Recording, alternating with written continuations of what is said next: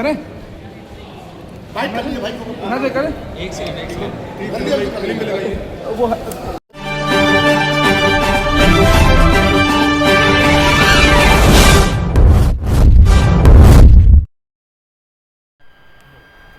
खुद को दुनिया की सुपर पावर कहने वाला तानाशाह आखिर करबला के जाबाजों के कदमों तले आ गया। बहुत बड़ी जीत है और ईरान ने ये साबित कर दिया कि दुनिया की सुपर पावर सिर्फ ईरान है। जिस तरह से इजराइल के पिट्ठुओं ने पूरी ताकत लगा दी ईरान की, लेकिन कल की जो तस्वीरें आई उन तस्वीरों ने ये दिखा दिया कि ईरान सच में करबला के जाबाजों का मुल्क है। इसी पर हम बात करने जा रहे हैं आज ऑल इंडिया शिया पर्सनल बोर्ड के जनरल सेक्रेटरी यासूब अब्बास साहब से। बहुत बहुत स्वागत है। बहुत बहुत सट्टा में आपका बहुत शुक्रिया आपको कि जिस तरह से तानाशाह ट्रंप घुटनों में आ गया और आज पूरी दुनिया में उसकी थूथू हो रही, क्या कह रहे हैं आप? अल्हम्दुलिल्लाह नस्र मिनल्लाह व फतहुन करीब। हक की फतह हुई है, बातिल की शिकस्त हुई है। ज़माने ने देख लिया कि अपने को सुपर पावर कहने वाला अमेरिका किस तरीके से ईरान ने उसका पानी उतारा है। कल रात को कह रहा था कि कल की रात ईरान के लिए बड़ी भारी है। कल की रात हम ईरान की सभ्यता को ख़त्म कर देंगे, कल की रात हम ईरान को ख़त्म कर देंगे। ज़माने ने देख लिया कि ईरान का बच्चा बच्चा रोड के ऊपर था और वो करबला के शेर जो करबला में लड़ रहे थे उन्हीं के ग़ुलाम हैं।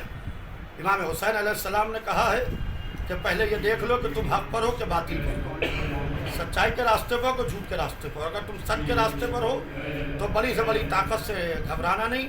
इंशाअल्लाह फतह हक की होगी, शिकस्त बातिल की होगी। और ईरान ने अकेले खड़ा था। ईरान जैसे करबला में इमाम हुसैन अलैहिस्सलाम अकेले थे, वैसे ईरान भी अकेला था और ईरान ने मजबूती से मुकाबला करके सुपर पावर का पानी उतारा। एक सवाल यहाँ पर ये है, जब इजराइल और अमेरिका ने हमला किया ईरान पर, उससे पहले प्रधानमंत्री नरेंद्र मोदी इजराइल गए और वहाँ पर एक मेडल उनके गले में लटकाया गया। उसके तीसरे दिन अमेरिका ने हमला किया और खामनेई साहब की शहादत हुई। तो भारत की भूमिका इस मामले को लेकर जो रही है उस पर आपका क्या कहना है? भारत की भूमिका अच्छी नहीं रही है और हमारे वज़ीर आज़म हिंदुस्तान ने कोई ट्वीट नहीं किया। बड़े अफसोस की बात है। फिर जाने दीजिए उस बात को। ताज़ियत मारपीट के नहीं ली जाती है, ताज़ियत की इत्तला जाती है, शादी का बुलावा जाता है। लिहाजा कंडोलेंस नहीं दी, हमें कोई अफसोस नहीं है। मगर मैं आपके माध्यम से गवर्नमेंट ऑफ इंडिया से ये कहना चाहता हूँ कि अपने पुराने दोस्त ईरान पर भरोसा करें, इजराइल पर भरोसा न करें तो बेहतर हो। अभी लगभग 2 हफ्तों के लिए ये सीज फायर हुआ है और स्ट्रेट ऑफ हॉर्मुज़ को खोला गया है, लेकिन इजराइल का जो एक स्टैंड अभी भी है उसको लेकर एक संशय बना हुआ है, क्या कहना है?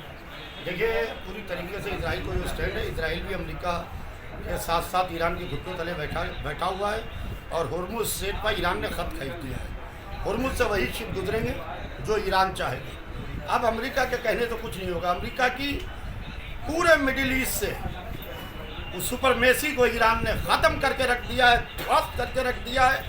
जैसे कल आयतुल्लाह खुमैनी साहब ने शहंशाहियत की जड़ें खोद के डाली थी, वैसे आज ईरान ने डोनाल्ड ट्रंप और अमेरिका और इजराइल की जड़ें खोद के डाल दी हैं।